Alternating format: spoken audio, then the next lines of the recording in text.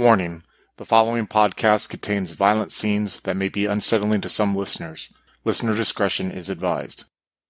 In 1987, four childhood friends were reunited after 10 years to investigate the murder of a mentor they all shared. During this time, they unlocked the deep secrets of the past and found themselves exposed to the darkness that surrounded them. Soon it became more than a fight for justice, and instead it became a fight against the ultimate evil. 6 months later, in the winter of 1988, bonded by their knowledge of the dark unknown, they have decided to no longer be the victim. Now they seek out the deep roots of satanic corruption that hides in the shadows of society, all the while trying to mentor a new companion seeking justice for the death of his cousin. Institutionalized is the second story arc in the Chronicles of Darkness first edition story, The Ultimate Evil, set in Bismarck, North Dakota in 1988. Join us in this tale of satanic horror with Wayne, played by Adam, Che, played by Andrew, Alex, played by Mitch, Michael, played by Slavic, and the newcomer Derek, played by Tillman. If you'd like to contact us, you can find us on Twitter at twin_cities_VTM and on Facebook and Discord at Twin Cities by Night. If you'd like to help support the podcast, you can find us on Patreon at Twin Cities by Night. We hope you enjoy.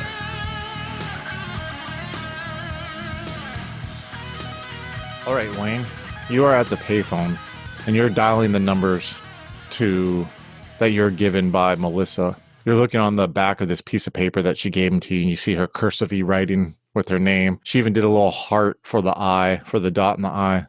She wrote her phone number underneath it. You put the receiver of this phone to your ear, and you kind of use your other hand to muffle out the music that's coming from the main bar. And then you hear it rings a couple times. Then you hear a shuffle, and you hear the receiver picked up, and you're kind of surprised. And you hear, hello? Hi, hello? Oh, sorry. This is Wayne, from earlier. Oh, hey, how's it? Perfect timing. I actually just got home like 10 minutes ago. What are you doing? Oh, yeah, I just got out of work myself, looking into that thing I was, asking about earlier, and just kind of down at the bar with my pal Derek right now, and, just watching some TV, about to have a couple beers. So what are you doing? And Wayne is kind of like twirling the cord with his finger, and he's just like leaning up against the thing. He's trying to make sure like nobody walking by will hear him and maybe like mistake him for a wuss. So he's kind of just, trying to keep it quiet. Well, I'm gonna probably have a glass of wine and kind of wind down. Would you like to come over and we can maybe watch some TV here and have some wine? Beer? I got a couple beers. You look like a beer type. You're a beer type, aren't you? Wayne is just like shocked and silent for a second because it's just not really the direction that he anticipated it going. And he's kind of just like thinking like, did she just invite me over? Is this really happening? And like, he's starting to like slick his hair back a little bit, and he's talking to himself. It's just like inner monologue. He's just like, all right, Wayne, you dog, go ahead. You can handle this. And he's just like, yeah, I think that'd be all right. Yeah, I could go for some wine. I do look like a beer fellow, but, deep down I enjoy a lot of things.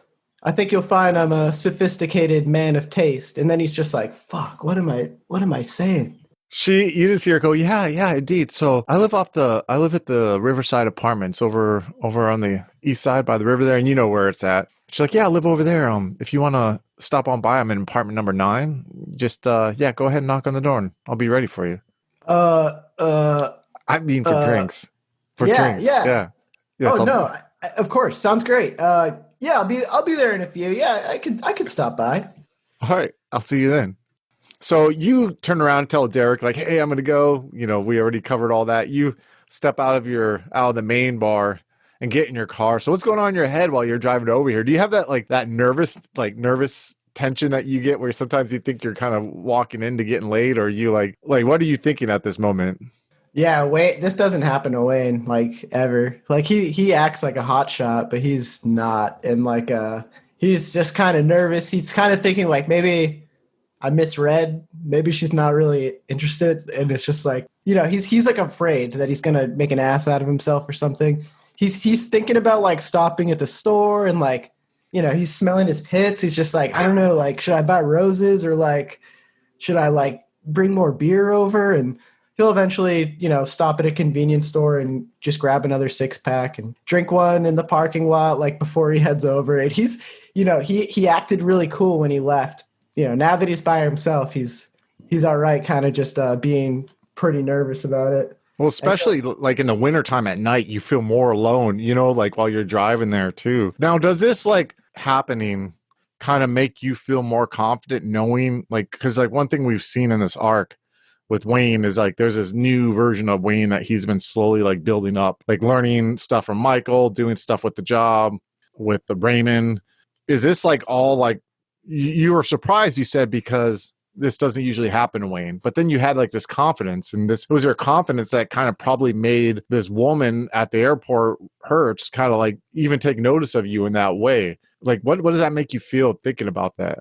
So Wayne definitely does feel different about himself ever since what happened. Basically, he just kind of values himself more. He feels part of something. He feels like people actually like to have him around.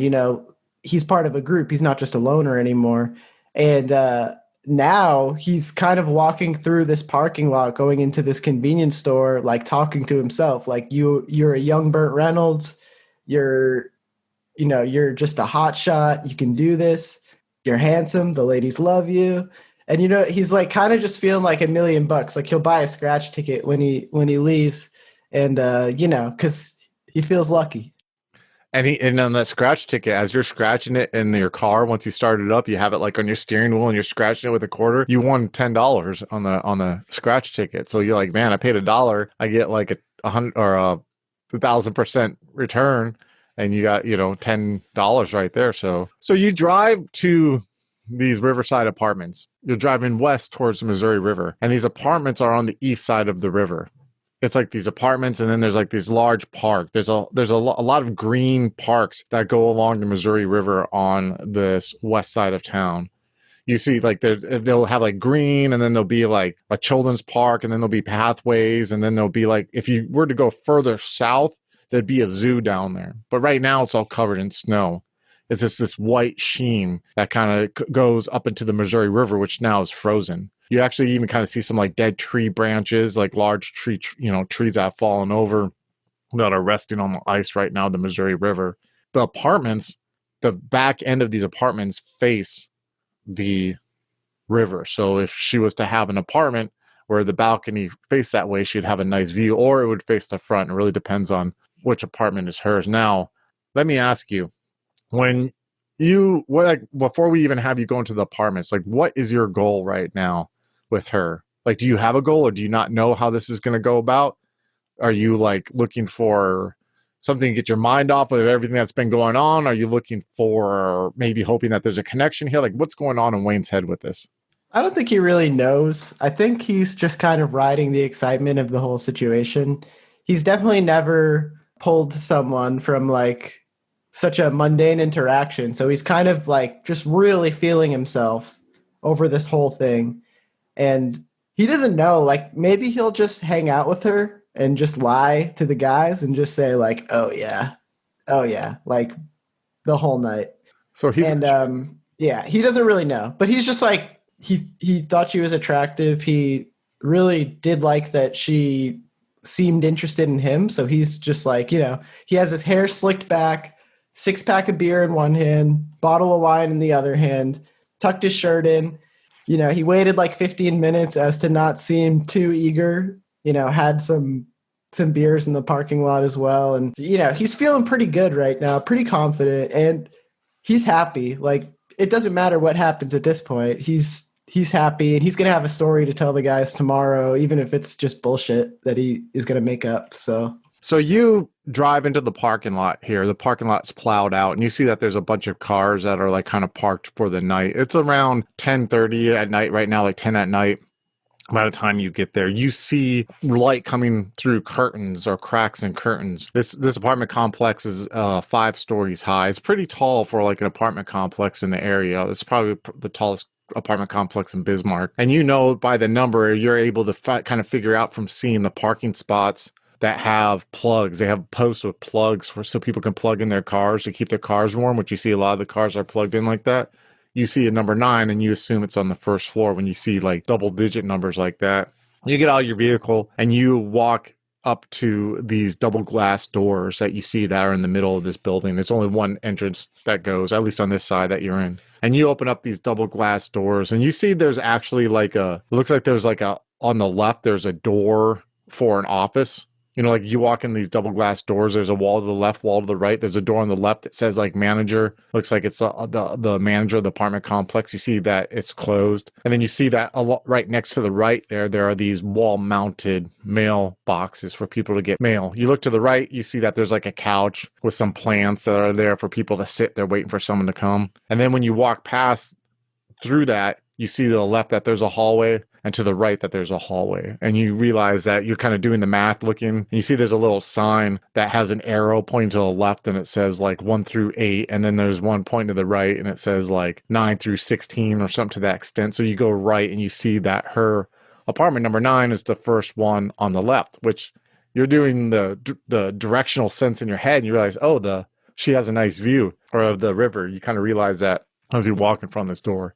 Before I knock on the door, I actually set the bottle of wine on the ground, and I put the beer on the ground too. And I unbutton the first 2 buttons, and I'm kind of just like opening the shirt up a little bit, tufting the chest hair out. And then I do this lean where like I'm leaning like one arm on the door post, the door frame. And I have like the other, like my thumb is like in my jeans, just like standing like and he's like thinking about it for a second. He's like, no, this doesn't look, no, do it. Just do it. And then I knock on the door, and I'm holding that pose. You knock on the door, and then you just hear like some music kind of in the background a little bit. It sounds like some George Michaels or something. And then you hear like the volume go down, and you see the door opens up, and you see like it's kind of dimly lit behind her. And you see that she's wearing like these sweat shorts that are kind of like look like they're basketball shorts for like, you know, college girls. And she has like this tank top on.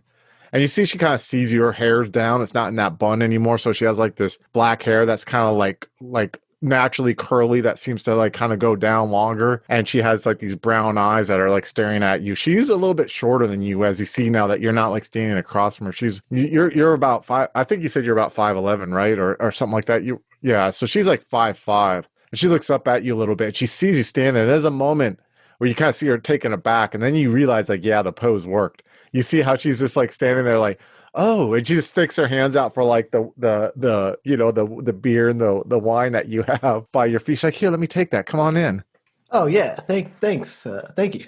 Yeah. And she goes and she's like, puts the beer in the fridge. She's like, would you like it? She looks at the wine and she's like, would you like a glass of this? Or I have a bottle open right now. Would you like that? Oh yeah, sure. Whatever's fine.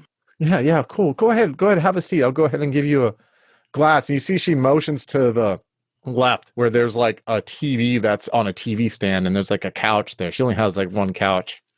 And you see she has a coffee table. You see she has like a little bookshelf that has like some books on there. You see like some V.C. Andrews books, you know, like Flowers in the Attic and stuff like that. And you see there's a couple like pictures she has on there, like maybe of family members. And you see that she has her drapes open, and she has this big picture window that faces the frozen Missouri River that you can see and kind of see some of the parks there.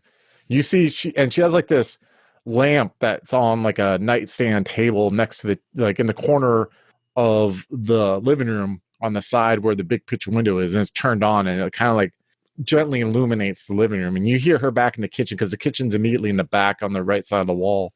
You hear the fridge open up, and you hear the cupboards open up, and you see on the TV, Quantum Leap is on TV right now. She's like watching that as it was on.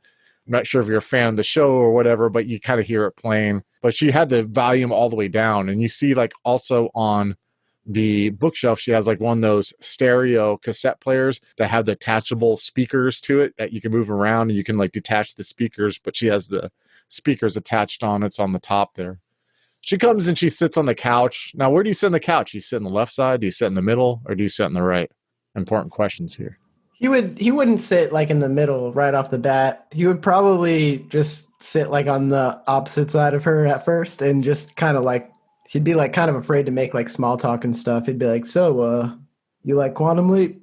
Oh, yeah, she looks at the TV. She's like, oh, well, yeah, it's a rerun.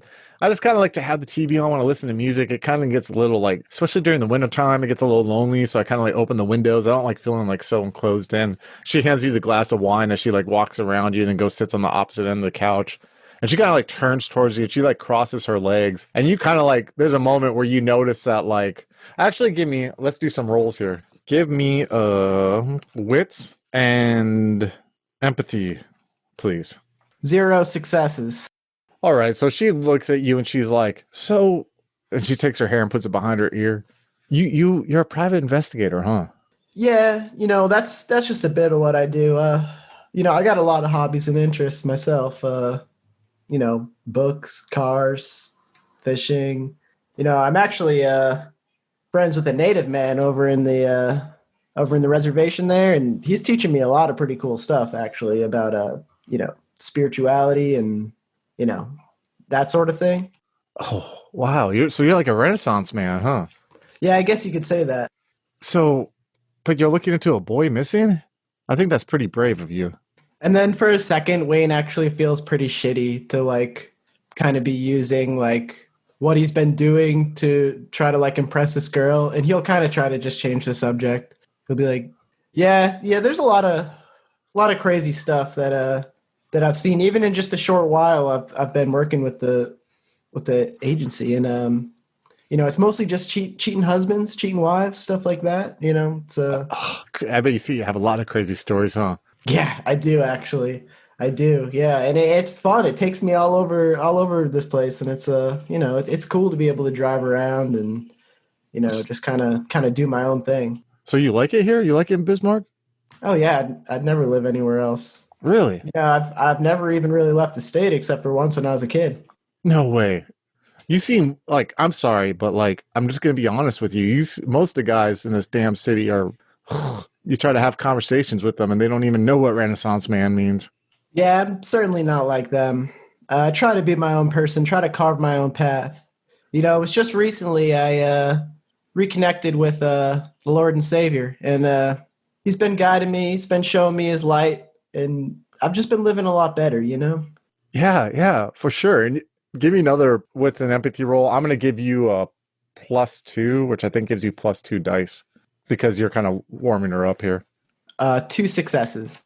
So you can see, like, especially how her legs are crossed right now, and she's kind of like showing you a lot of her thigh and a lot of her leg when she has her right leg crossed and she's looking at you. You kind of are starting to pick up the vibe here that like she's like very into you right now, and you can kind of just tell like how her look lingers on you for a little bit, especially when you start talking about like you would never leave here and everything like that. And she's like, I'm gonna ask you a stupid question, and you got to promise not to judge me, okay?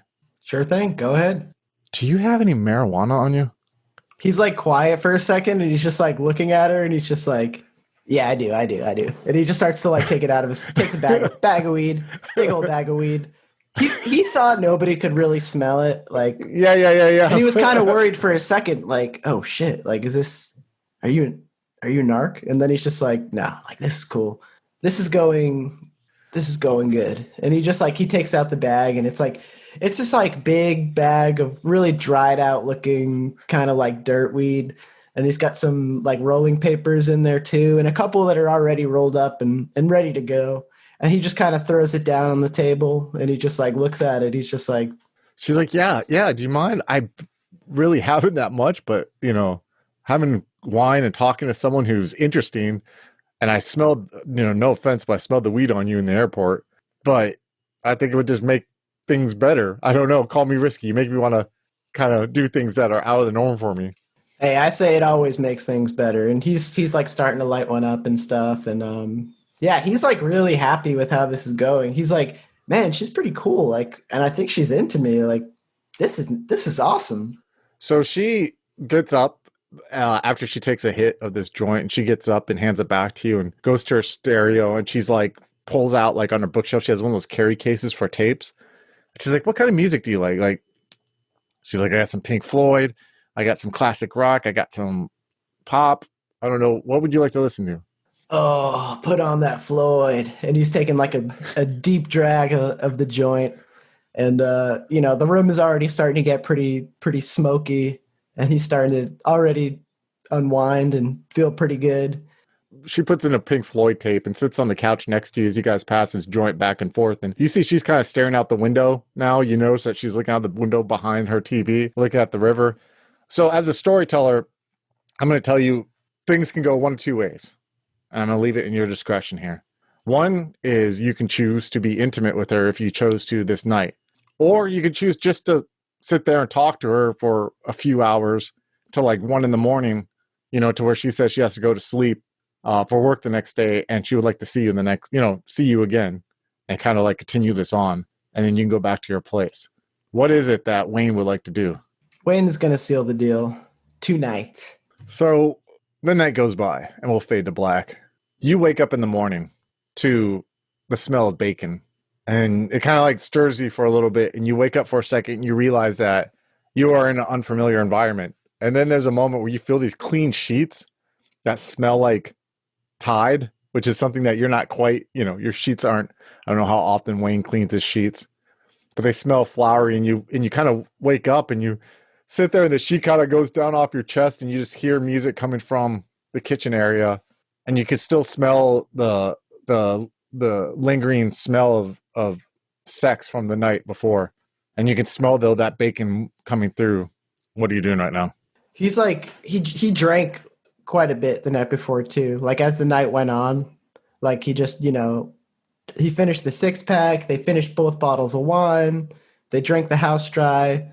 They smoked most of the bag and listened to most of the tape she had and stuff. And he's just kind of like, oh, I don't even like really remember kind of like going to sleep. But he's like, yeah, like that really happened. Like he kind of is just like taking a look around the room, and he's just like, nice.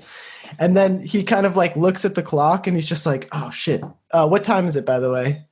It's like 8:30, and like, dude, Mike's gonna kick your ass if you're not in the office by 9. You kind of know that like Mike he's a stickler for time, and you all have keys the full-time employees like you, Alex, and Michael have keys, you know what I mean? But yeah, you're like, oh fuck. You see it's 8:30. Yeah, I mean, you're not too far though from the office. You can get there like in 15 minutes though. Yeah, he's gonna like jump out of the bed. He's gonna throw his jeans on like really quickly and just start like buttoning his shirt up. And all of a sudden, like he doesn't want to like brag to them anymore about like what happened. He doesn't want to keep it a secret, but he doesn't want them to like make a joke about it or anything. He's like, I don't know, like he might be catching some feelings or something. He's like, I'm just gonna roll up there and just kind of act like nothing happened. Well, and I want to add, I know we fade to black, and I'm not going to get in like vivid detail about what happened, but I would like to add though that night was like kind of magical. It wasn't this awkward like bar sex, where you meet someone, you go back, it's awkward, and you're just kind of like, your guard was totally down, as was hers. I mean, you guys spent like a couple hours like talking to each other and getting stoned and drinking wine and listening to like talking about each other's childhoods maybe a little bit, you know what I'm saying? And talking about like just getting to know someone there. So when you guys slept together, it was like this long drawn out, like really intimate kind of thing, and then like you said, you forgot you even fell asleep. That's how it was just kind of like all melted together. So when you get up and you start walking, padding down the hallway because your shoes are in the living room, you got your jeans on and your shirt on. You kind of see her in the kitchen. She has like this bathrobe on. You see her look at her and she smiles and she's like, "Oh, you're gonna be late for work, aren't you?" Yeah, just a little bit though. It's fine. My boss he's a friend too. He'll be cool. He'll get over it. Yeah, go get your shoes on. Here, I'll make this into a sandwich for you. And she's like, she's cooking eggs and scrambled eggs and bacon. You see, she just like takes a loaf of bread and takes 2 pieces out and she's kind of like dumping it, to make a sandwich. And she like kind of puts it like takes a napkin and wraps around it. She's like, "Here, take this with you." And like he will, and he'll probably just kind of like hang around and chit chat with her for a while. But as he's leaving, he's kind of just thinking like, what was that? That was. Like he's holding the breakfast sandwich in his hand and he's just going back to his car, and he's just like, he's never had that experience. He's never had somebody like cook him food or something like that. And he's just kind of like, he feels weird. He feels really weird right now. He's happy. He's like, kind of over the moon, but he's also just like feels strange. She says right before you leave, she like, when you're about to head out the door, she's like, hey, she's like, you're going to call me, right? Well, yeah, I mean, you want me to, right? Of course. Of course. And she just smiles at you. Last night was fun. Cool. I had fun too. All right. You have a good day, okay? Yeah, you do the same. All right. So you get in your car and you're driving towards the Dakota Investigative Services on Main Street. You roll up past Martha's Bakery and you're parking along the side of the road in front of the Dakota Investigative Services. And you're like, wow, you don't see anyone's vehicle. You don't see Che's Jeep. You don't see Michael's vehicle, his car. And when you get out of your vehicle, you go up there and you see it's still locked, but you have a key and, you can unlock it if need be and everything like that. Yeah, I'll go up and I'll unlock it. I don't see any of the guys in there. No, you don't see any of the guys. It's kind of weird. You see the TV still on. Like, Mike didn't turn off the lights. He usually turns off the lights and unplugs the Coke machine and shit because he's always complaining about you guys wasting electricity and how that has to be paid for. But you see, like, the stuff's still on and you're just kind of like, huh. And when you walk in there, you see that there's a answering machine that Michael has set up for calls that are taken after hours. And you see, like, the red light blinking and it shows, like, a number 1, indicating that there's one voice message there. He'll go in and he's kind of just, like, looking around and he feels relieved for a second that he's not in the ship for being late, but he is pretty worried that none of the guys are here. And he'll just kind of he's slowly kind of walking around the room and he'll walk up to the answering machine and just stand over it and he just hits play on it. Hi, yeah, my name is Tina Weaver. Hi, I'm a counselor at the Dakota Adventist Academy. Michael McNulty spoke to me earlier today. It's about 9:30 right now at night. Yeah, so I just got the phone with Michael McNulty. He said you guys are looking into something at the school. Him and I kind of go back a little bit. If you'd like to call me and speak to me about this, you can reach me at this number here. She puts a number. That's my office number at the school where I'll be during normal business hours. Or you can reach me here at this number, which is my home number here. Again, my name is Tina Weaver. And yeah, I hope to hear from you. And then you hear, ding. And I'm just kind of doing my thing, writing down the name and the numbers on the yellow notepad that's kind of just like right in front of the end table that has the answering machine and stuff, or like probably the desk or whatever that has it. Mm-hmm. And I'm just kind of writing it down, but I'm just kind of thinking of where is everybody? How can I get in touch with them? I don't think they'd be at home, but I'm thinking about calling up like Alex's place or something. I don't really know. I'm looking at the clock again and I'm just like, did they ditch for breakfast or something? Like, I don't really, what is this? We'll cut to Derek. Derek, you're walking out of your parents' apartment, walking outside. It's rather cold out right now, but it's not as cloudy. The sun's out at least. You walk out and you're almost like temporarily blinded from these drifts of snow in the parking lot from when they had been plowed through. You see your cream-colored van there. The windows are frosted over, though. They're iced over as you walk up to it. So what's going on in your head right now? What do you plan to do? I think the plan was to drive to the hospital again because Michael stayed there overnight. And Derek definitely wanted to get breakfast and coffee for him. I don't think he would have bothered his mother with it, even if she probably would have done it, but he feels it would have been uncalled for. So where are you going to go by like a diner or something like that, or a Denny's or McDonald's or something like that? Something along those lines. Did McDonald's even have breakfast options back then? Oh, yeah. They had the Egg McMuffin, or they had the breakfast platter and with coffee and stuff like that. Not saying how good it would be, but they definitely have the options there. I definitely want to get him some decent coffee. So there's a matter of fact, you have Martha's, where Martha has decent coffee if you want to go there, or you can go to like a Dunkin' Donuts, which has decent coffee like that, and get some donuts or breakfast there. I mean, I want it to be warm when it gets to him, so I'm looking for something near the hospital. So Dunkin' Donuts or whatever is there. Yeah. Yeah, Dunkin's Donuts is on the way there. So you're able to get him like a big steaming cup of coffee there, and you got some donuts for him too. And are you driving to the hospital from there? Yeah, definitely. And Derek is kind of thinking to himself, like, this is a shitty situation to be in for Michael especially. But maybe he enjoys it a little bit that Derek is giving him donuts. It's kind of the cop joke. Well, that's actually kind of cool that you're doing that. Now, to go back a little bit, and I just want to cover one more thing. I remember you saying that that Derek dressed a little bit more like business casual than he did the previous day, right? Like how is Derek dressed right now as he's, driving here to drop this off to Michael? I think more or less similarly. It's mostly functional clothing right now, just protection against the icy cold.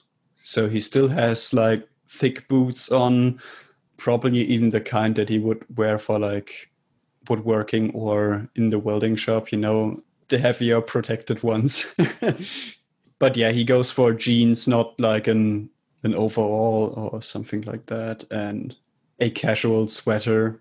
I don't think he's into sports, so it's probably just like plain colored or Gap, like dark blue and Gap logo. So as you pull up into the parking lot, the same parking lot that you pulled into the night before of the normal hospital entrance that you guys went into before, and you're walking through the doors of the Med Center 1, and you see now is a little bit more lively that there's people walking in and out. You see that there's nurses or people who are going there for normal appointments. As you walk through the motion sensor double doors and they open up and you step into the lobby, it actually seems a lot more busier than it was the evening. You see people on the right are going into elevators, they're going out. You see people at the front reception desk. There's like 5 people working now instead of 1. You see that they're talking to people.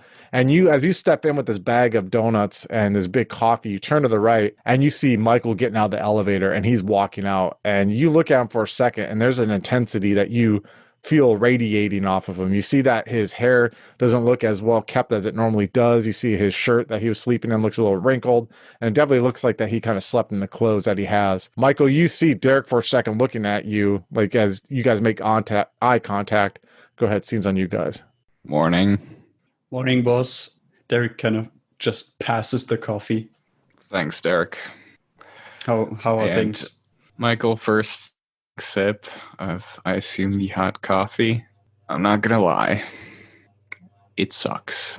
It sucks a lot. I'm not sure if Jay's gonna make it. There's some other things, too. I think we should go to the office. Right. Derek kind of squeezes his shoulder, maybe. He doesn't really want to intrude. But yeah, he wants to convey that he's there for him, but at the same time, it's still kind of awkward. Like he's known him for like 2 days and worked for him for like 1. So I guess they just go back to the van and Derek focuses on driving and hands all the food to Michael, whether he wants it or not. Yeah, Michael just maybe like eats some of it, but he probably like falls asleep in the car or something. Yeah, it'll be like a 15-minute drive with the morning traffic, like 20-minute drive. So you can get like a quick power nap in. He like takes a bite and kind of rests his head along the window there as you drive. We'll cut to Wayne. So Wayne, you are alone in Dakota Investigative Services right now. What would you like to do?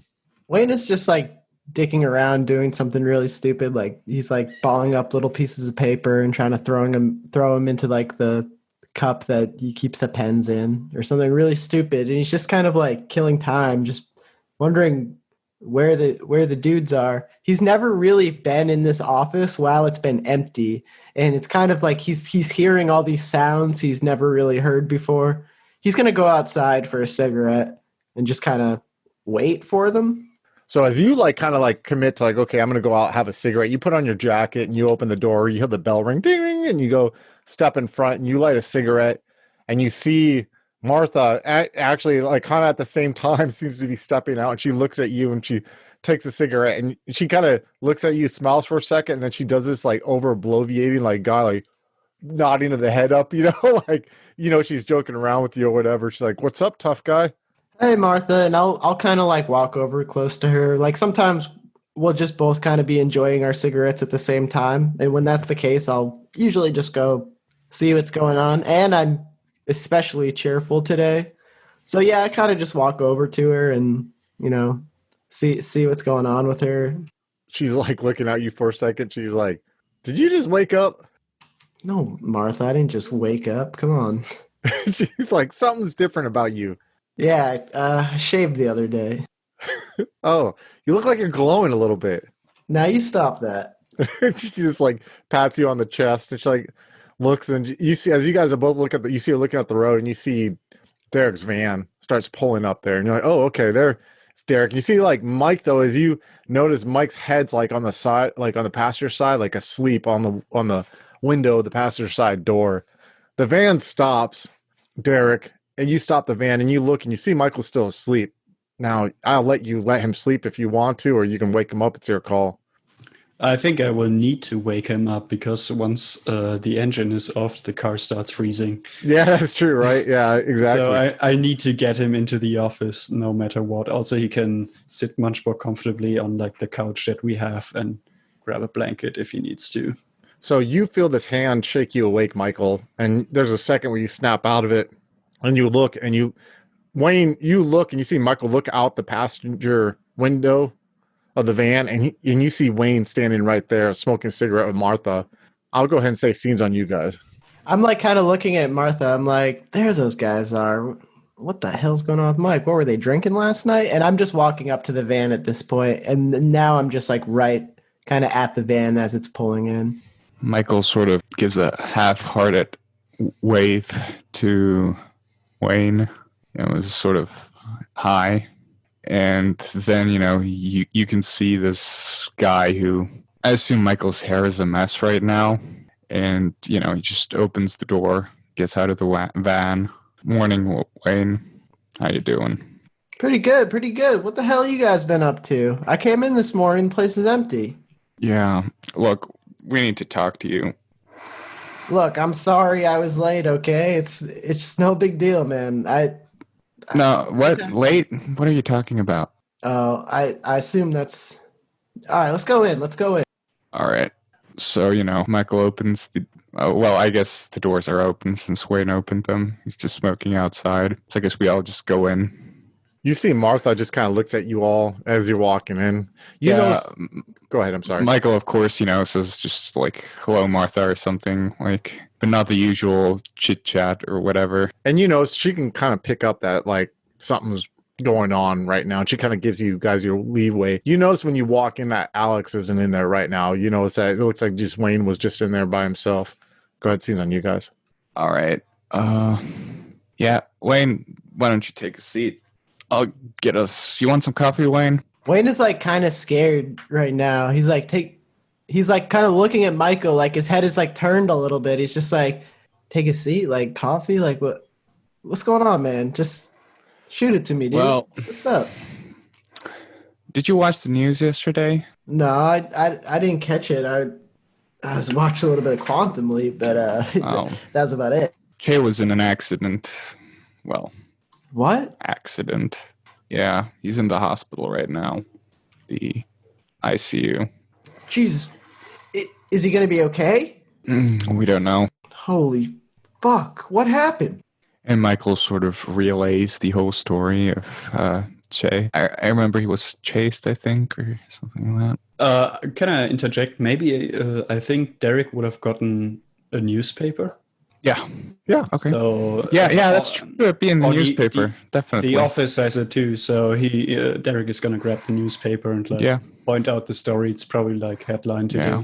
Wayne will just kind of go over it, and like he's not crying, but you can see that his eyes are just like wet. Like he just has like these tears in his eyes, and like his voice is just, it sounds like crumbly. Like when he talks, it's just like he's just like, I don't understand. Like. How could this? I saw him the other day. I know, and he's just like, I gotta call really Ray. Sure, I gotta talk to Ray. Yeah, and he's like getting up. He's trying to wait a second, Wayne. Just be careful out there. That's all I wanted to say. Oh my god! And he's just like, he's starting to like break down a little bit. He's throwing his jacket on, and he's just like running to the car. He wants to fly down and just see Ray as fast as he can. But then he thinks like, I gotta see him. I gotta make sure he's okay. Like, and he's just like, he doesn't know what to do. He's standing outside, just like pacing back and forth, just like, hands on his head, just like kind of like in a total state of disbelief right now. His friend is like so badly hurt. He can't accept, Derek and Michael, give me a wits and empathy roll, please. All right. I got 1 success. I got 3. Derek, you are looking at the situation. You see Michael just telling Wayne, you're giving them the paper. Again, you have that outsider's view. You know, you have that outsider's view where you are seeing these people from a perspective that they aren't seeing because they have that close-knit bond. And you're looking at Wayne and you see Wayne is just panicking. He's starting to panic. And you know it's not like a good panic. Because the first thing you're thinking of is like, well, he's going to drive to see Che's grandfather. And you're like, Che's grandfather's probably with him right now at the hospital. You know what I mean? And you're starting to see that Wayne's wheels are skidding right now. And as he's standing out there with his hands on his head, like he doesn't know what to do. Go ahead. Scenes on you guys. Derek has probably seen that kind of behavior when there's been like a work accident at his previous place. You know, like Yeah. someone saws into their finger and everyone freaks the fuck out and doesn't know what to do. And to be honest, you experienced this a little bit when your cousin was killed, you know, when they found out she was dead. You know, even seeing your mom act that way or seeing your mom trying to console her sister, you know? Yeah, but I think at that time, like, he wasn't like trained to see it. But now That's you what I are. mean. Yeah. Now you're more. Yeah. Okay. So go ahead. Scenes on you guys. So he's gonna like run out again and like carefully try to stop Wayne from whatever he is trying to do. Like he's trying to stop him from getting into the car and just, you know, disappearing again. Well, especially knowing that Michael, you guys just came from Michael checking on him too. You know what I mean? Like he doesn't know that Michael just came from there and all that stuff. Yeah, exactly. So go ahead. Scenes on you guys. Wayne. Hey. Please don't go, right? Please just stay here with us. Come back inside.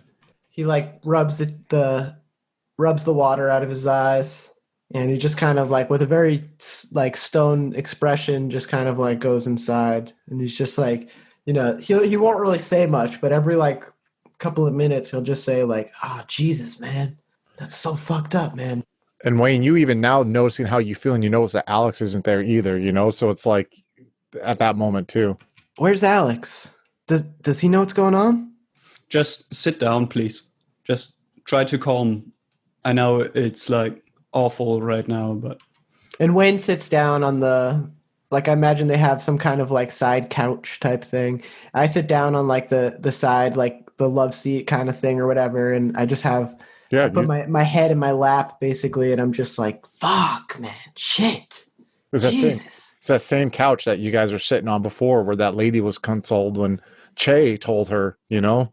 And it runs through my head, like, how many times, like, people have just, like, felt their worst on this couch, and, like, now I'm one of them. And it just sucks. And I just like kind of just like sit with that for a while. Do you enjoy games of humanity fighting against the supernatural, literally? Then you'll definitely like our game Corruption.